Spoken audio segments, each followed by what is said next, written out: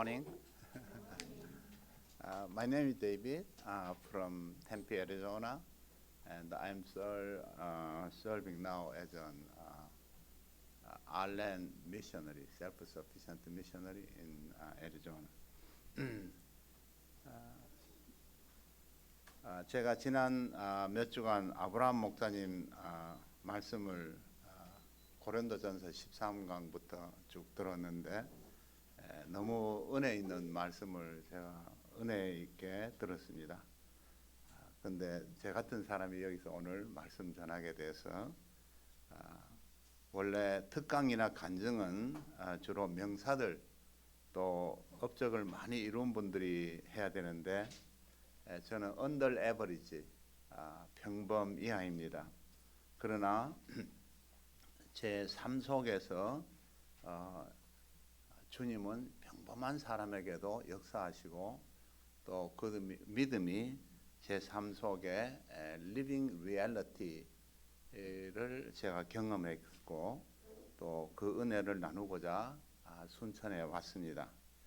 저의 부족한 말씀과 간증이 다만 주님의 은혜만이 드러나는 시간이 되기를 간절히 기도합니다. 이제 추운 겨울도 지나고 벌써 새싹이 트고 아름다운 꽃이 피는 봄입니다. 특별히 순천은 홍매화가 만발하는 도시로 전국에서 가장 봄을 맞이하는 도시로 들었습니다.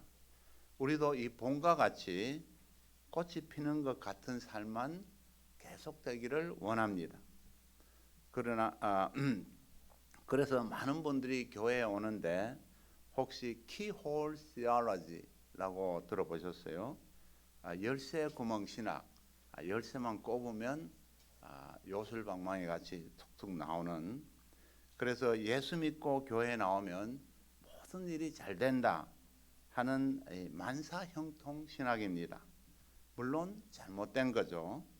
시련과 고난은 우리 삶 속에 모든 사람 속에 어김없이 찾아오고 또 피할 수 없습니다.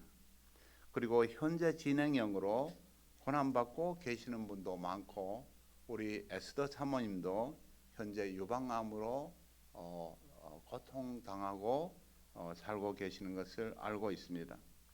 그래서 사도 야고보는 이 사실을 너무 잘 알고 고난 중에도 기뻐하라 하는 신앙인의 자세를 가르쳐 줍니다.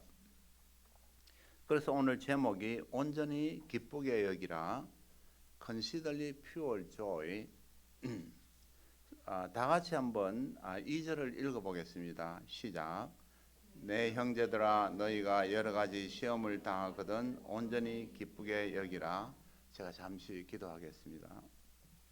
사랑과 은혜가 충만하신 주님, 부족한 죄인을 불러주시고 야고보서 말씀으로 말씀 나눌 수 있는 기회 주셔서 진심으로 감사합니다. 이 시간 주님 앞에 저희의 마음문을 열어주시고 말씀의 풍성한 은혜를 허락하여 주옵소서. 우리 주 예수님 이름으로 간절히 기도합니다. 아멘. 야고보서는 예수님의 형제 야고보가 기록한 것으로 그는 예루살렘 교회의 지도자였으며 초대교회 내에서 큰 영향력을 가진 인물이었습니다.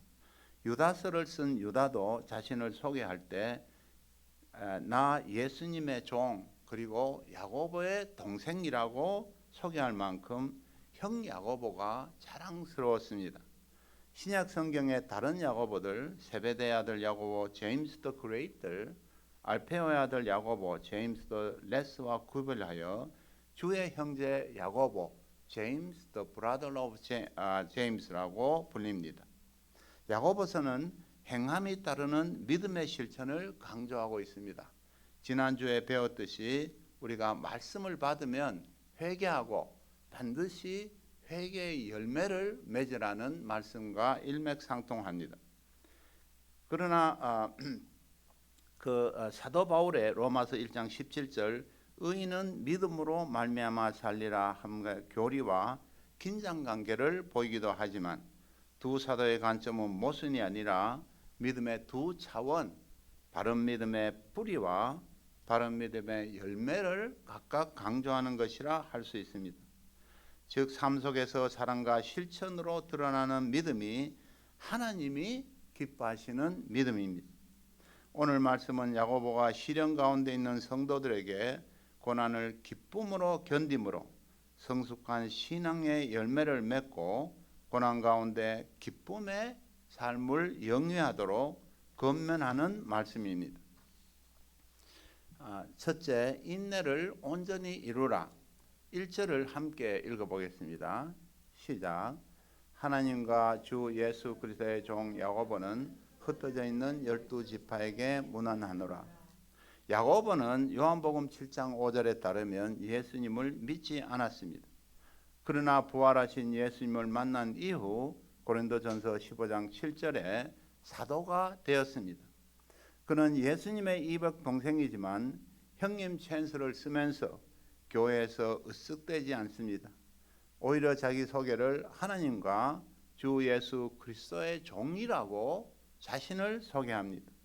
그의 별명이 Old Camel Knees, 무릎이 늙은 낙타처럼 굳을 정도로 기도에 힘쓴 종으로 알려져 있고 James the Just라고 불릴 정도로 거룩한 의인이며 그는 별명대로 죽음도 AD 66년경에 성전 꼭대기에서 떨어뜨렸으나 죽지 않자 목숨을 구걸하지 않고 몽둥이로 맞아 죽었다고 합니다. 수신자는 누구입니까? 흩어진 12지파, 즉 당시 박해로 인해 각 지역에 흩어져 살던 유대 그리스도인들, 즉 디아스포라, 고향 땅을 떠나 타국에서 신앙을 지키며 생존에 몸부림치는 사람들입니다. 고향을 떠나 외국에 이민 가면 얼마나 큰 고생입니까? 문제는 생존과 언어 문제가 가장 큰 문제입니다. 제가 하와이에 있는 한국 이민박물관에 가보았는데 1900년대 초에 전기선을 타고 한 달 항해하여 하와이에 간 초기 이민자들의 삶은 말로 형용하기 힘든 삶이었습니다. 가난을 벗어보고자 고향을 떠나 사탕수수 밭에서 하루 12시간, 일주일에 6일 중노동하고 살기 위해서는 다른 선택이 없었고 또 노동자들로 간 그들은 언어를 배울 시간도 없었습니다. 그래서 소통이 안 되어 어린 자녀들 데리고 나가 시장도 보고 공과금 처리도 겨우 했습니다.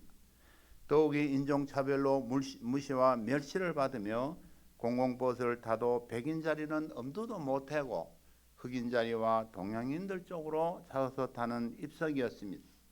나중에는 1세는 영어가 서툴고 2세는 한국어가 서툴러 복잡한 감정이나 가치관을 공유하는데 부자 또 모녀 관계에 한계가 있고 대화 부재는 부모 자식 간에 앙금을 쌓고 자녀가 나홀로 방황하거나 정서적으로 고립으로 이어지는 세대를 내려가는 고통을 받는 것이 이민자들입니다.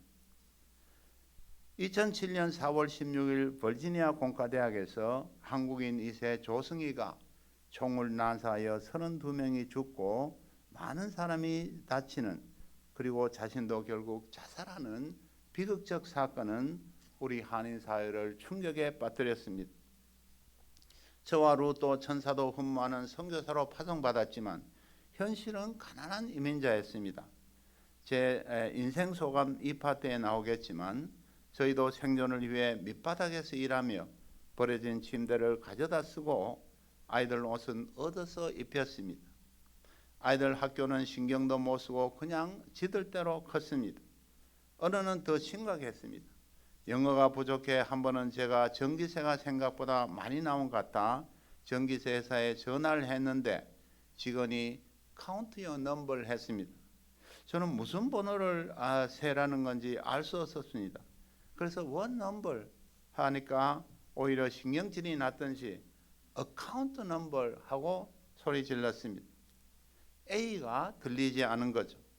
고지서 계좌번호를 주라는 겁니다. 이런 경험을 한번 하면 다시는 영어하고 싶은 마음 사라지고 그래도 또 해야 하고 또 굴욕을 겪어야 하는 것이 이민자들입니다. 생존과 언어 장벽뿐 아니라 인종차별도 이민자들이 겪어야 하는 아픔입니다. 이민자들은 밑바닥 직장은 물론이지만 전문직 상류층 직업을 가져도 어차피 소수민족입니다. 우리 UBF 선교사님들 가운데도 교수님도 많고 PhD도 많지만 그들도 얼마나 왕따였는가를 고백합니다. 그래서 이민자들의 삶을 marginalized life, 변두리 인생이라고 부릅니다. 선진국일수록 더 피부에 와 다가옵니다. 우리는 고향에 살고 있습니다. 그러나 우리는 크리스찬입니다. 크리스찬의 삶은 이 세상에서 스피리추얼 디아스포라입니다. 우리 가운데도 교회 다닌다는 이유로 제사겁으로 가정과 집안에서 혹은 회식이나 직장에서 음주겁으로 따돌림을 받고 핍박을 받는 간증도 많이 듣습니다. 우리 청년들은 직장에서 회식하다가 혼자 기도하기 쑥스러워 기도를 생애하고 또 크리스찬이라고 말하지 않았다고도 고백하는 회개하는 간증도 들었습니다. 어떤 때는 그냥 타협하는 게 좋은 게 좋다고 어려운 고비를 쉽게 넘어가고 싶은 유혹도 많이 받습니다. 예수님을 부인하면 바로 정든 고향으로 돌아갈 수 있었던 당시 유대 그리스도인들이 신앙을 지키기 위해 처절하게 외로운 삶을 살듯이 우리도 이 땅에서 왕따의 삶을 사는 나그네 크리스찬 디아스포라입니다. 힘든 삶을 살고 있는 그들에게 야고보의 첫 마디가 무엇입니까? 2절을 다시 한번 함께 읽겠습니다. 시작. 내 형제들아 너희가 여러 가지 시험을 당하거든 온전히 기쁘게 여기라. 야고보 목사님은 무난하노라 한마디 하고는 갑자기 여러 가지 시험을 만나면 온전히 기쁘게 여기라 합니다. 위로의 말 한마디 없이 너다 기뻐하라니 이해가 안 됩니다. 혹시 편지를 잘못 읽었나 다시 봐도 똑같은 소리입니다. 힘들어서 울고 싶은데 오히려 기뻐하라니 의의가 없습니다. 저도 처음에 선교사로 가서 얼마나 힘들었던지 그해 여름 국제수양회에 참석했는데 본국에서 오신 전임 목사님이 데이빗 선교사 고생 많지 하는 한마디에 눈물이 핑 돌았습니다. 여러분은 어때요?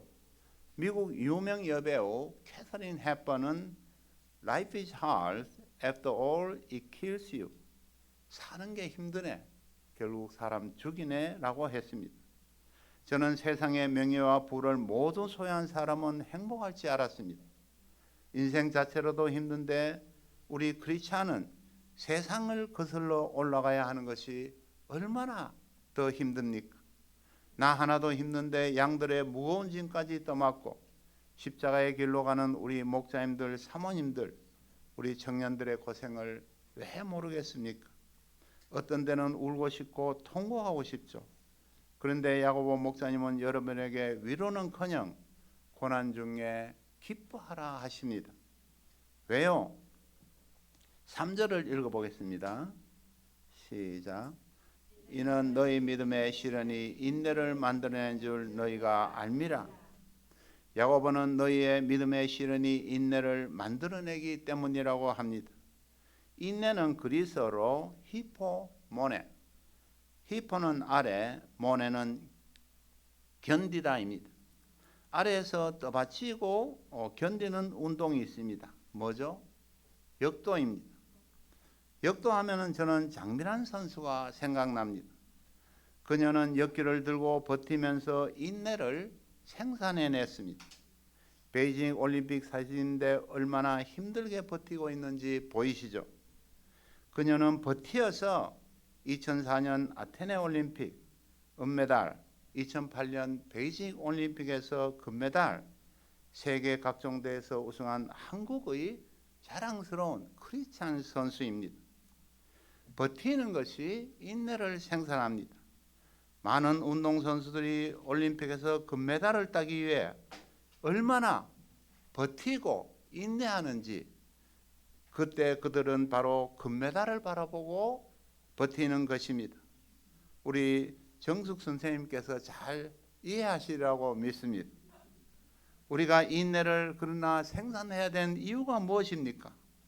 바로 선수들이 금메달을 바라보듯이 우리도 타협하고 물른 대로 편하게 살지 않고 크리스찬으로 버티는 것은 바로 우리가 예수님의 성품을 닮은 금메달을 얻기 위함입니다. 4절을 읽어보겠습니다. 시작. 인내를 온전히 이루라.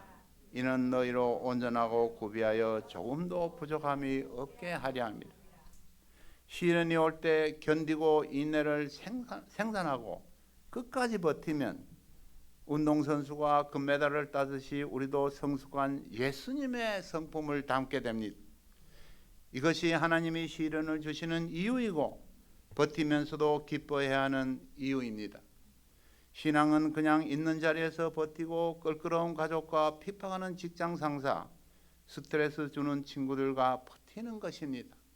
고집 부리는 뿔난 양들, 말 안 듣는 자녀와 지지고 뻗고 하면서도 버티는 것입니다. 우리가 버틸 때 왜 버티느냐? 당연히 상급을 바라보기 때문입니다. 그 상급은 바로 우리 자신을 버티면서 주님께서 우리를 고치시고 또 몰드하셔서 예수님의 성품을 담게 하는 것이기 때문입니다. 신앙생활은 고상하고 거룩한 척하며 폼내는 것이 아닙니다. 그런 신앙생활은 바리새인이나 하는 것이죠. 신앙생활은 예수님을 바라보고 버티면서 포기하지 않는 것입니다. 장미란 선수는 금메달을 바라보며 버티었습니다. 히브리서 12장 2절에도 예수님도 그 앞에 있는 기쁨을 위하여 십자가에서 끝까지 버티셨습니다. 버티면 금메달, 포기하면 동메달입니다. 예수님 성품이라는 금메달을 바라보면 어떤 시련도 기쁘게 감당할 수 있습니다. 왜냐하면 하나님은 그의 사랑한 자들을 완성품을 만들고자 힘든 고난을 주십니다. 내 고난은 다른 사람들과 다르다고요. 너무 힘들어서 버틸 수 없는 것 같죠. 그러나 성경에서 가장 많이 고난받은 욥과 요셉을 생각해 보십시오. 하나님은 감당하기 어려운 시련을 주었지만 그들은 인내로 버티고 끝까지 포기하지 않았을 때 그들을 향한 하나님의 무한한 사랑과 온전케 하시는 하나님을 체험했습니다. 만약 그들에게 고난이 없었다면 욥은 하는 일마다 대박이 되고 우연하게 사두었던 땅값이 수십 배 오르고 쉽게 부를 쌓은 현대판 졸부가 되었을 것입니다. 요셉은 야곱이 엄청 사랑하는 라헬의 아들이었습니다. 고난이 없이 막강한 부를 가진 야곱의 가장 총애하는 아들로만 컸다면 아마 스포일된 재벌 아들같이 썩은 사과가 되었을 것입니다. 우리가 고난이 없으면 또 모든 것이 그냥 잘 되기만 하면 바로 졸부와 같이 되고 썩은 사과 같이 되는 것입니다. 그러나 그들은 엄청난 고난을 통해 예수님의 성품을 가진 축복을 받았습니다. 주님은 각종 시험과 시련을 통해 군더더기가 붙어서 추하고 더러운 죄인들을 깨끗하게 하시고 우리를 하나님이 보시는 미남 미녀로 만들어 가십니다. 우리 속에 있는 불필요한 욕심, 정욕, 이기심, 질투심 같은 것들을 제거하십니다. 부정적이고 비판적인 생각들을 고치십니다. 온화하고 사랑이 넘치는 성숙한 하나님의 사람으로 빚어가셔서 우리를 욥과 요셉과 같은 좋은 작품으로 만드십니다. 그리고 세상에 내놓고 자랑하시고자 합니다. 보라, 나의 작품 순천의 든든한 목자들, 아름다운 사모들, 멋있는 청년들. 예수님을 닮은 여러분을 보고 주님은 자랑스럽게 말씀하십니다. I am proud of you. So proud of you. 둘째, 믿음으로 구하고 의심하지 말라. 5절을 읽겠습니다. 시작. 너희 중에 누구든지 지혜가 부족하거든 모든 사람에게 후히 주시고 꾸짖지 아니하시는 하나님께 구하라. 그리하면 주시리라. 우리에게 부딪히는 시련은 현재 진행형이고 기뻐할 결과는 미래입니다. 그 미래를 바라보고 현재의 시련을 기쁨으로 감당하는 그 사이를 잇는 다리가 필요합니다. 그렇지 않으면 시련이 오면 슬프고 어두운 얼굴이 되고 주저앉아 버리죠. 기쁜 일이 오면 얼굴이 밝고 기쁩니다. 일반적으로 많은 사람들이 그렇게 삽니다. 하지만 야고보 목사님이 나쁜 일에도 기쁜 일에도 항상 얼굴이 밝고 긍정적인 태도를 가지는 비밀을 가르쳐 줍니다. 그 비밀은 바로 하나님께 지혜를 구하라. 지혜는 하나님으로부터만 옵니다. 지혜는 시련 가운데 기뻐할 수 있는 다리의 역할을 해줍니다. 지혜는 지식과 비슷한 것 같은데 다릅니다. 지식이 많은 박사 아빠가 사춘기 중고등 자녀와 매일 싸움을 합니다. 그런데 박사 아빠가 낑낑대는 아들을 초등학교도 못한 할머니가 잘 구슬려서 문제를 해결합니다. 이것이 바로 지혜입니다. 야고보 사도는 지혜는 하나님께 구하라고 합니다. 여러분이 학사, 석사, 박사가 돼도 지혜가 없으면 아무것도 아닙니다. 지식이 아무리 많아도 지혜가 없으면 시련 가운데 빠져서 허우적거리다가 낙오자가 됩니다. 하지만 우리는 하나님께 구하지 않습니다. 왜냐하면 많이 배우고 또 머리 좋은 박사 아빠일수록 자존심이 강합니다. 그래서 물어보는 것을 싫어합니다. 목사님들 운전하고 가는데 혹시 길을 잃으면 그때 사모님이 옆구리를 쿡쿡 찌르며 차 세우고 물어봐요 이럽니다. 그러면 아니 내가 찾을 수 있어 걱정하지 마. 그러고는 30분 1시간을 헤맵니다. 저의 경험입니다. 남자의 자존심입니다. 우리 교회는 지성인들의 모임입니다. 많이 배울수록 자신을 더 의지합니다. AA 미팅 혹시 아시죠? Alcoholic Anonymous 미팅입니다. 알코올 중독자들이 모여 서로 도와서 치료합니다. 그 모임에 가면 첫 선서가 나는 아무것도 할 수 없다 하고 인정하는 것입니다. 알코올 중독을 자신이 해결할 수 없습니다. 알코올과 마약만 중독인가요? 불평불만하는 사람은 매일 불평불만만 합니다. 중독입니다. 비판한 것, 쓴뿌리, 시기심, 욕심 다 중독입니다. 이기심도 정욕도 중독입니다. 우리의 중독된 고질병들 절대로 자신이 고칠 수 없습니다. 중독은 라틴어로 에디시얼, 영어로 addicted죠. 원래 의미는 빚 때문에 자신의 몸을 채권자에게 양도하는 노예 상태를 말합니다. 노예가 자신을 절대로 해방시킬 수 없죠. 우리의 중독 문제도 자신이 해결할 수 있는 능력이 없습니다. 그때 하나님 앞에 우리의 학벌, 우리의 스펙, 우리의 경력 모두 쓰레기통에 버려야 합니다. 사도 바울은 그들 모두 트래시, 쓰레기라고 합니다. 모두 버리고 주님 앞에 항복하고 손들고 나와 구하는 자세가 문제의 실마리를 푸는 첫 단추가 됩니다. 왜냐하면 주님은 구하는 자에게 지혜를 주시기 때문입니다. 그러면 지혜를 주시는 하나님은 어떤 분이십니까? 모든 사람에게 후히 주신다고 합니다. 요즘 식료품, 과자, 빵 등 값은 같은데 양이 줄었다고 들었습니다. 인색하고 약바른 상인들의 상술이죠. 물론 좋은 분도 많습니다. 그러나 대부분의 상인들의 매너는 자기 이익만 취하고 돈만 벌면 됩니다. 하지만 하나님은 다릅니다. 하나님은 후히 주십니다. 여러분이 어떤 정육점에 가서 주인에게 고기 한 근만 주세요 했습니다. 그 주인이 칼로 고기를 조심스럽게 잘라서 달아보니 몇 그램 모자랍니다. 그 주인은 조금 더 보태느라 한 근을 맞추려고 합니다. 고기를 자르는 손이 바르르 떨립니다. 세상의 매너죠. 세상의 인심입니다. 하지만 하나님은 자네 순천유배부 목자구만. 양치느라 고생 많네 하면서 그냥 툭 잘라서 줍니다. 집에 와보니 한 근 산데 10근이 넘습니다. 이것이 하나님의 매너입니다. 다른 목사님이 소문 듣고 갔는데 이 목사님은 20건, 30건, 100건.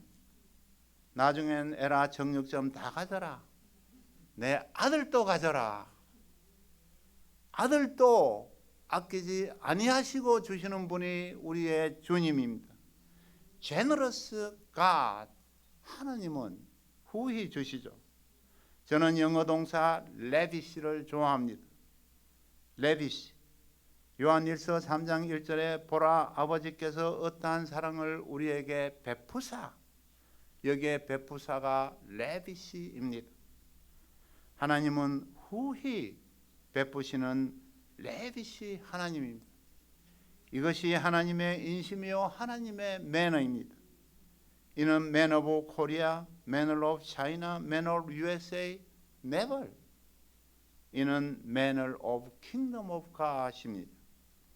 로마서 8장 32절에도 아들을 우리를 위해 아끼지 않으신 분이 무엇을 더 아끼겠습니까? 하나님은 후히 주시는 분입니다. 또한 꾸짖지 아니하시는 분입니다. 요즘은 달나라 별나라 IT, AI 시대입니다. 이런 시대의 뉴스를 보면 관상 보고 점치는 집이 더 늘어나고 있다고 합니다. 수입이 좋으니 대학 출신 점쟁이도 엄청 많아집니다. 우리 인간이 얼마나 죄와 벌의 잘못된 생각에 잡혀 있는지 보여주죠.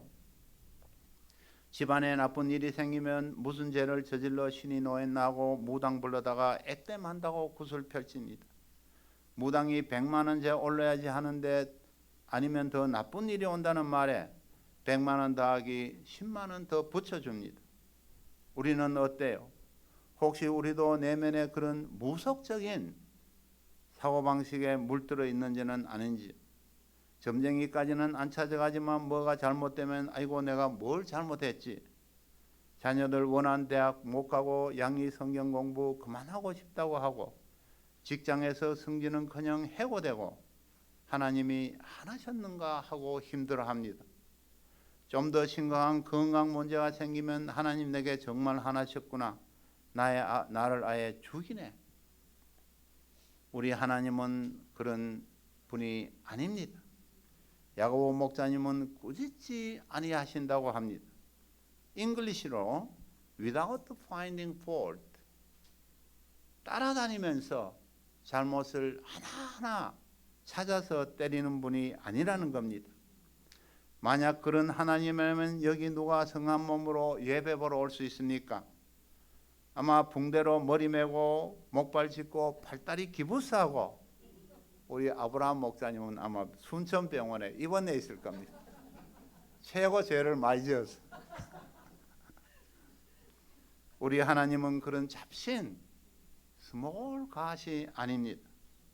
그런 갓은 man-made 아이돌이죠. 그런 신을 믿는 사람은 다른 사람도 그렇게 판단합니다. 좋아하는 사람에게 고난이 오면 그럴 리 없는데 하고 마음에 들지 않는 이웃에겐 그러면 그렇지 하고 정죄합니다. 성격도 까칠해서 율법적이고 겉으로 거룩하고 완벽해 보이나 내면에는 불안과 불만으로 하루에도 천당과 지옥을 몇 번씩이나 왔다 갔다 합니다. 그리고 옆에 있는 사람을 천당에 보냈다 지옥에 보냈다 합니다. 저급한 무속신앙입니다. 오히려 우리 하나님은 우리가 잘못하는 것을 보고도 참으시고 기다리고 계시는 하나님입니다. 인내와 사랑의 하나님입니다. 오히려 십자가에 달리셔서 우리 죄를 대신하시고 인내하시며 버티시고 지금도 하나님 보좌 우편에서 우리를 위해 중보기도하고 계십니다. 회개하고 돌아오실 때까지 기다리시는 무한한 사랑의 하나님입니다. 하나님은 꾸짖지 아니하시는 사랑의 하나님입니다. 6절에서 8절을 한번 보세요. 같이 한번 읽어보겠습니다. 시작. 오직 믿음으로 구하고 조금도 의심하지 말라. 의심하는 자는 마치 바람에 밀려 요동하는 바다 물결 같으니 이런 사람은 무엇이든지 주께 얻기를 생각하지 말라. 두 마음을 품어 모든 일에 정함이 없는 자로다. 시련 가운데 기쁨으로 살고자 하는 우리를 방해하는 것은 바로 자신의 의심입니다. 믿음으로 구해야 하는데 마음 한쪽으로는 될까 하고 의심한다면 그 기도는 바람에 밀려 흔들리는 파도 같고 공중에 흩어지는 메아리와 같습니다. 그는 아무것도 하나님께 기대하지 말아야 합니다. 사도 야고보는 의심하는 마음을 더블 마인드라고 합니다. 두 마음, 한쪽으로는 하나님 의지하면서 또 다른 쪽으로는 세상의 방법을 기대하는 마음입니다. 저는 시편 읽기를 좋아합니다. 한국 며느리들은 시금치도 안 먹고 시편도 안 읽는다고 들었습니다. 시자 들리는 것은 다 싫어하는 것이죠. 그러나 시편을 읽으면 다윗도 고난받을 때 기다리는 게 너무 힘들어. How long? 얼마나 오래 기다려야 하나? 하는 말이 자주 나옵니다. 고난 중에 흔들리는 상황에서 하나님의 응답이 늦고 기다리다가 의심이 들고 두 마음이 되는 것은 우리 모두의 죄악된 속성을 가진 연약함입니다. 그것을 탓하는 것은 아닙니다. 그러나 우리가 이것은 철저히 회개해야 됩니다. 의심이 들면 회개하고 또 회개해야 합니다. 이는 주님을 전적으로 믿지 못하는 태도이기 때문입니다. 또한 이것은 하나님이 싫어하는 것이요, 이런 사람은 무엇을 하든지 일에 정함이 없이 unstable, 불안해합니다. 그래서 다윗도 기다리다가 how long? 하나님 얼마나 더 기다려야 하나요? 하고 울부짖은 것입니다. 그러나 시편 62편 1절 2절에서 다윗은 하나님을 신뢰하는 시를 썼습니다. 나의 영혼이 잠잠히 하나님만 바라며 나의 구원이 그에게서 나오는도다. 오직 그만이 나의 반석이시오 나의 구원이시오 나의 요새이시니 내가 크게 흔들리지 아니하리로다. 여기에서 잠잠이란 것은 잉글리시에 My soul finds rest in God, 쉬는 것이죠. 전혀 흔들리지 않는 겁니다. 내가 크게 흔들리지 아니하리로다. I will never be shaken. Never be shaken. 수동태입니다. 하나님이 믿으면 나를 흔들리지 않게 하고 평안하게 하는 것이죠.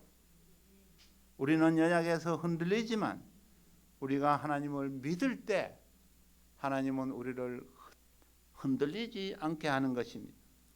다윗은 오직 하나님만 바라보고 하나님만 의지하고 어떤 상황에도 흔들리지 않았습니다. 그는 오히려 극심한 고난 가운데도 잠잠하고 평안했습니다. 두 마음이 생길 때 다윗과 같이 하나님만 바라보는 자세가 필요합니다. 그 하나님이 자신의 구원이요, my rock, my salvation, my fortress, 나의 반석이요, 구원이요, 요새이기 때문입니다.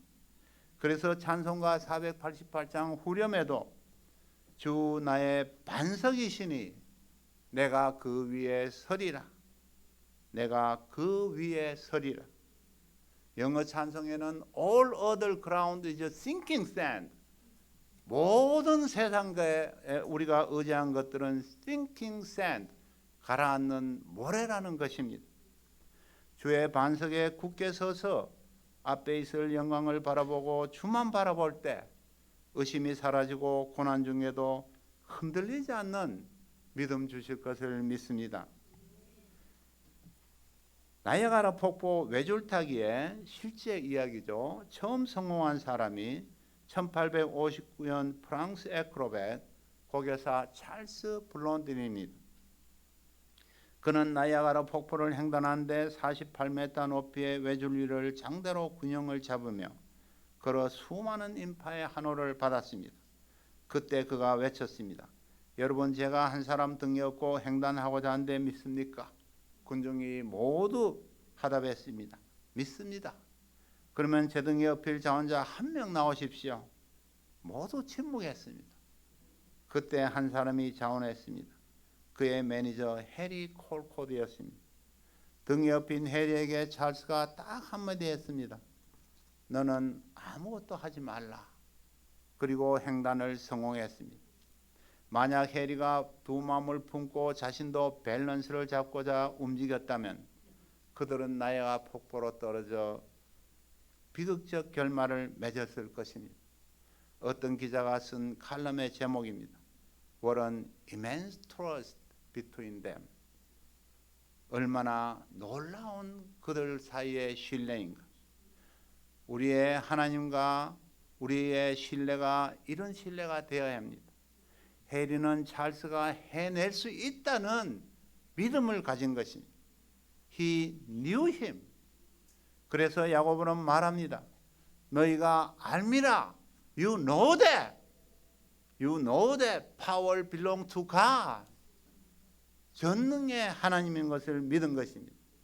이는 너희로 온전하고 구비하여 조금도 부족함이 없게 함이라 하시는 말씀을 네가 알미라 한 것입니다.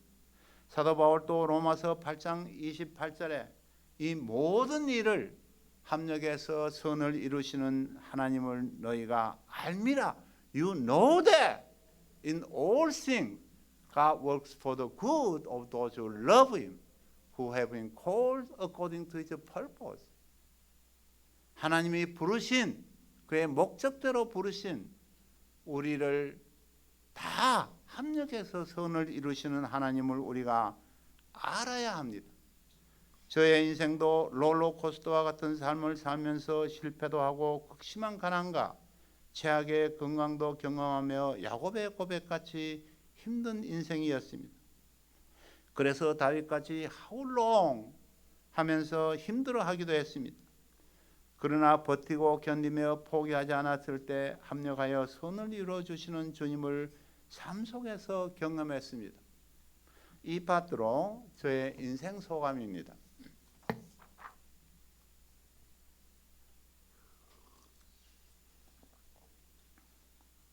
나의 나된 것은 하나님의 은혜라. By the grace of God, I am what I am. 1 Corinthians chapter 1, verse 10. 방황의 청년 시절, 저는 경북 안동에서 오남매 중 셋째로 태어났습니다.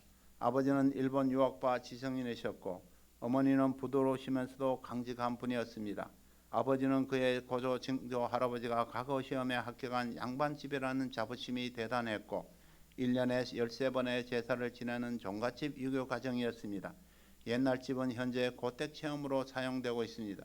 초등학교까지는 우등생이고 착하고 건강하게 잘 자랐습니다. 그러나 중2부터 사춘기를 지나며 부모님이 자식들 가운데 저를 팽련한다고 생각하고 학기도장에 다니며 유도를 배우고 극장가를 배워하고 담배와 술을 하고 비슷한 친구들과 어울리며 공부는 뒷전이었습니다. 당연히 정원 미달 대구 보건대에 아버지께서 밀어서 입학했고 학교 생활 동안 토요일마다 탁주 먹는 동아리 터탁회를 만들어 초대 회장을 했습니다. 제가 꿈이 있었다면 나중에 커서 영화배우 윤정이와 같은 미인과 결혼하고 안동에 큰 술집을 차려 운영하는 것이었습니다.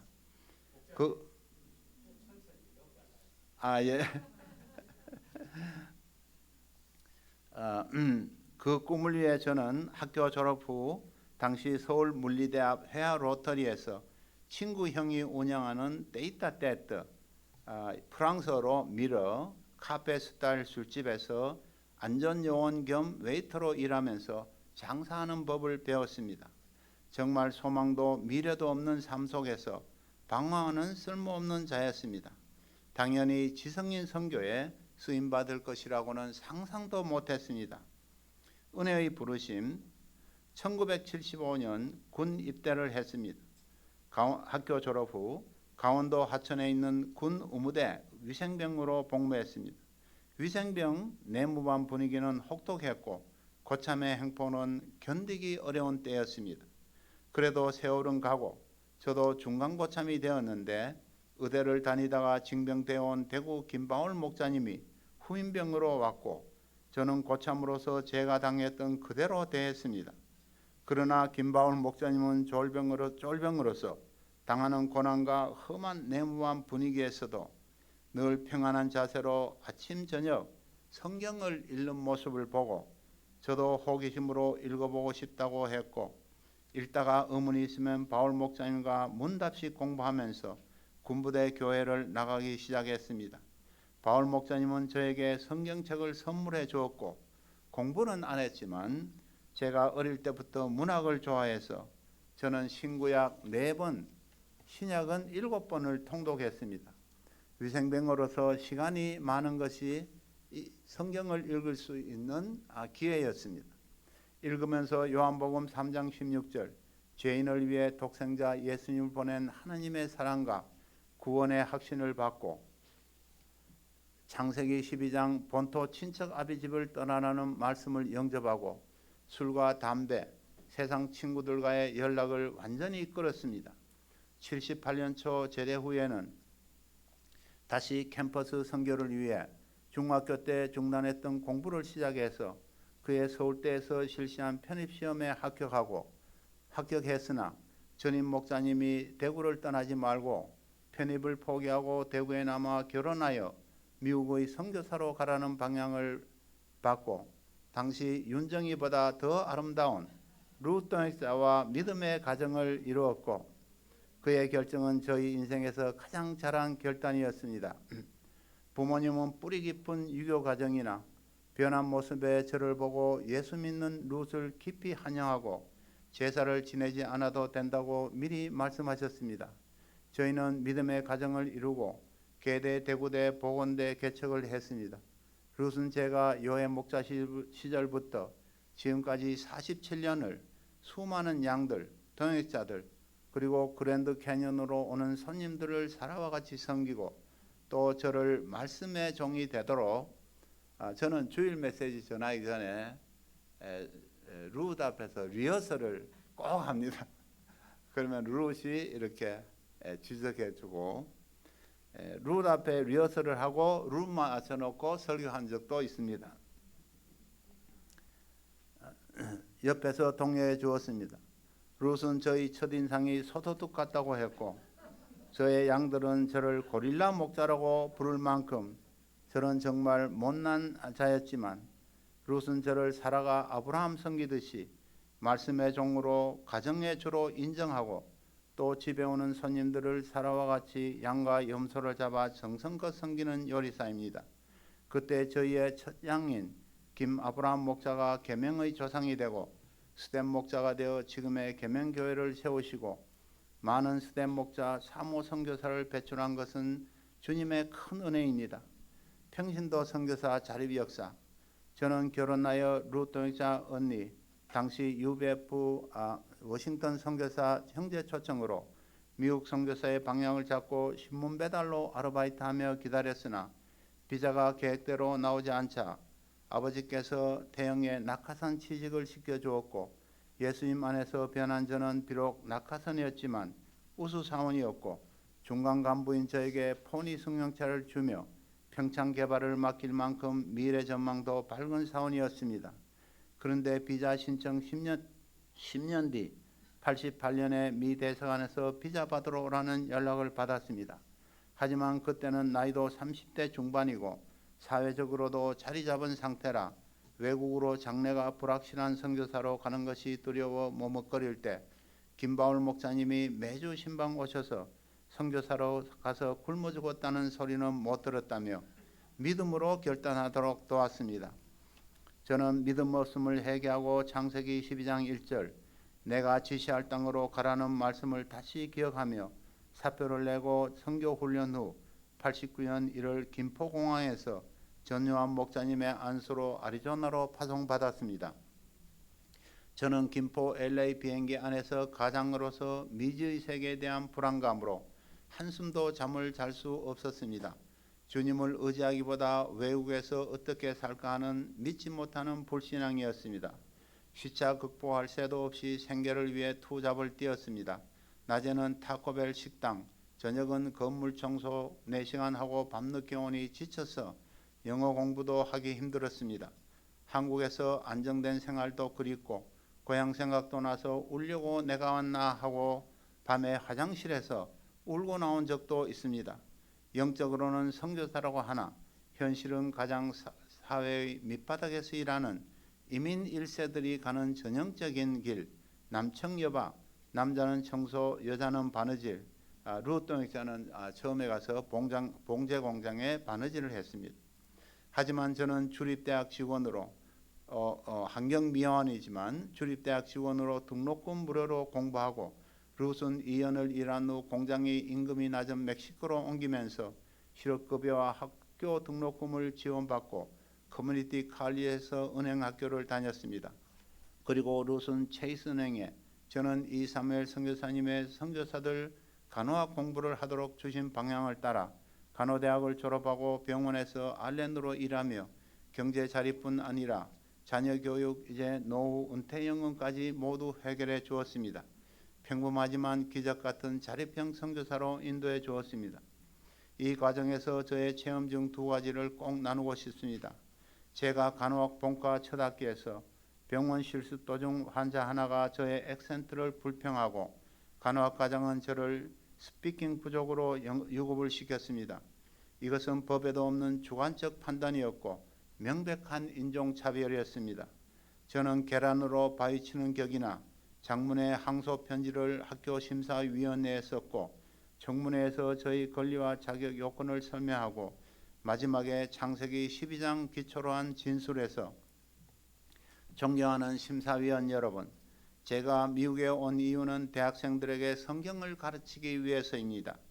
저는 경제적으로 자립하는 평신도 선교사로서 공부를 계속하기를 원합니다. 저는 하나님께서 그의 종을 축복하는 자는 축복하고 저주하는 자는 저주하겠다는 약속을 굳게 믿습니다.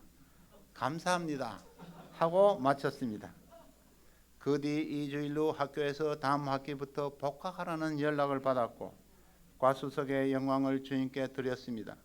선하신 주님은 시편 기자에게 약속하신 대로 그의 백성과 함께 하시고 보호해 주시며 낮의 해도 밤의 달도 어떤 것도 택하신 종을 상하게 할 수 없음을 배웠습니다.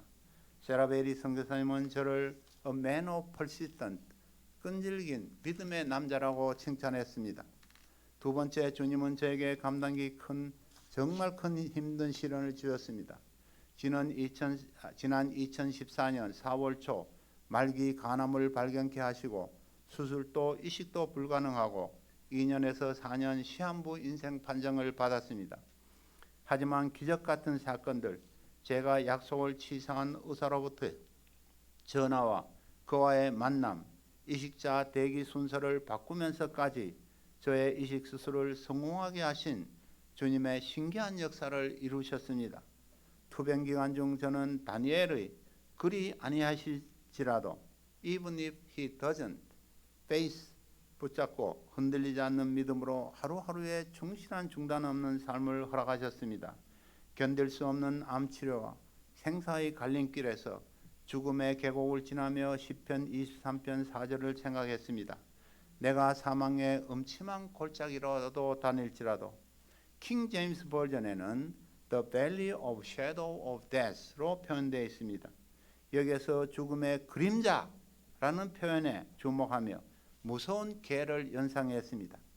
무서운 개가 물면은 위험하지만 개의 그림자는 물 수도 없고 무섭지가 않습니다. 시편 기자도 죽음의 상황이 와도 죽음은 그림자로 보였고 저도 어두운 터널을 평안히 지나왔습니다.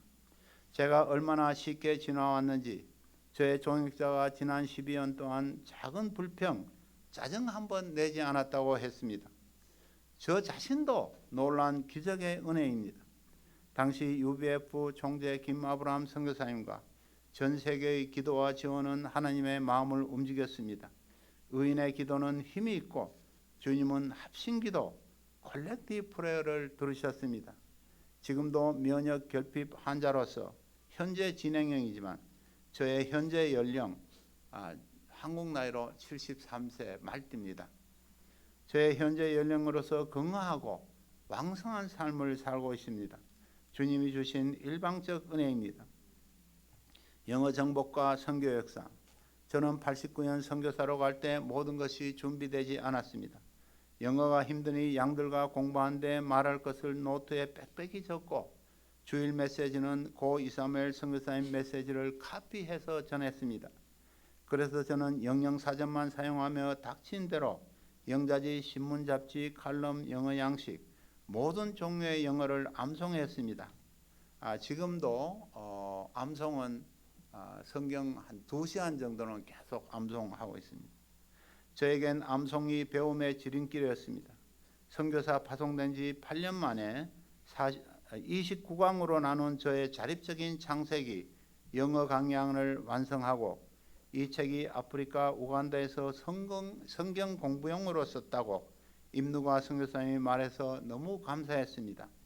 말씀의 종으로서 자립 영어 메시지를 감당함으로 어느 정복도 이루어 주셨습니다. 저는 미국 양들을 집에 데리고 살고 목자로도 성장시켰으나 제가 특별히 아끼던 한 미국 목자는 정보부 취직에서 편지 한 통 남기고 떠나고 또 한 목자는 아남에 와서 훈련도 받고 뉴욕 UBF 자매와 결혼 역사까지 이루었으나 지역교회로 떠나면서 저는 많이 절망했습니다.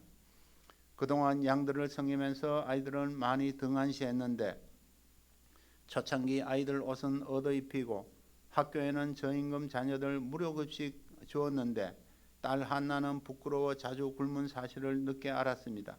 저는 아들과 딸이 초중고 대학 졸업까지 한 번도 학교 행사에 가보지 못했습니다.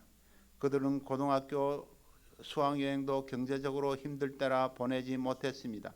자기 방도 없이 양들과 지내고 손님과 함께 해야 했습니다. 초창기 주일 점심 성길 아이스크림 몰래 먹은 아들을 혼내고 주일 점심에 유일하게 고기 먹는다고 기다리던 아이들 생각하면 지금도 가슴이 아리고 아픕니다. 2000년에 저는 대구센터 고향을 잃어버려 갈 곳 없던 아이들을 양마가 목사님이 불러서 지금까지 많이 섬겨주고 아들 장가도 보내주셨습니다. 현재 아들 다윗은 믿음으로 아남 자매와 결혼해 동역자가 되어 이웃에 살고 있고 한나 부부는 캘리포니아 얼바인에서 가정을 이루어 살고 있습니다. 현재 애리조나는 챈 다니엘 목자 중심으로 역사를 이어가고 있습니다.